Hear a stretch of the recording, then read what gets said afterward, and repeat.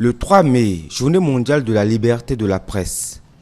Au Bénin, comme partout d'ailleurs, elle est l'occasion qui sert à rappeler aux gouvernants la nécessité de respecter leur engagement en faveur de la liberté de la presse. Placée sous le thème « L'importance du journalisme et de la liberté d'expression dans le contexte de la crise environnementale mondiale actuelle », cette 31e édition constitue une journée de réflexion pour les professionnels des médias béninois sur les questions relatives à la liberté de la presse et à l'éthique professionnelle.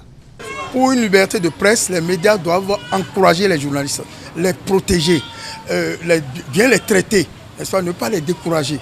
Les gouvernants doivent savoir que sans la communication, tout est morose, il y a la morosité et que les gens ne peuvent pas, n'est-ce pas, être au courant de ce qu'eux-mêmes font.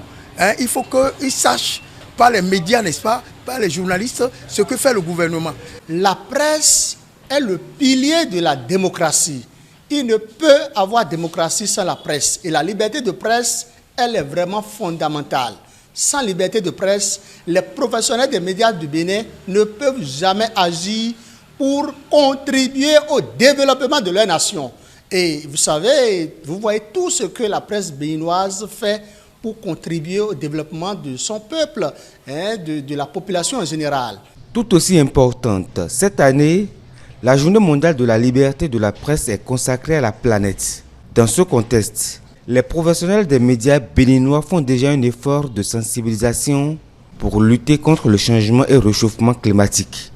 Les journalistes font déjà beaucoup pour lutter contre le réchauffement climatique. Et c'est en cela que je salue d'ailleurs le thème de cette année de la liberté de la presse, qui est bien sûr la presse et la planète. En réalité, qu'est-ce qu'il faut faire?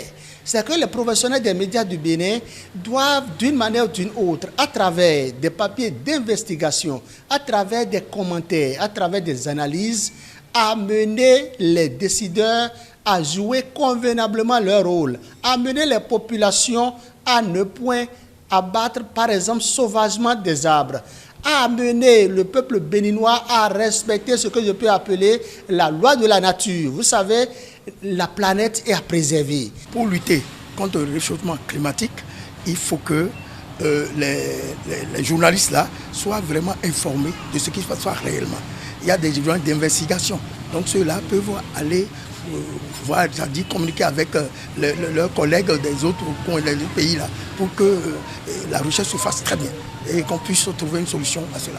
Au Bénin, pour parvenir à un développement durable, cela nécessite une stratégie globale qui comprend, selon des professionnels, la prévention et la protection contre les crimes commis à l'encontre des journalistes, la garantie des droits à la liberté d'expression, à la liberté de recherche scientifique et à l'accès aux sources clés d'information, en plus de lutter contre la désinformation par le journalisme.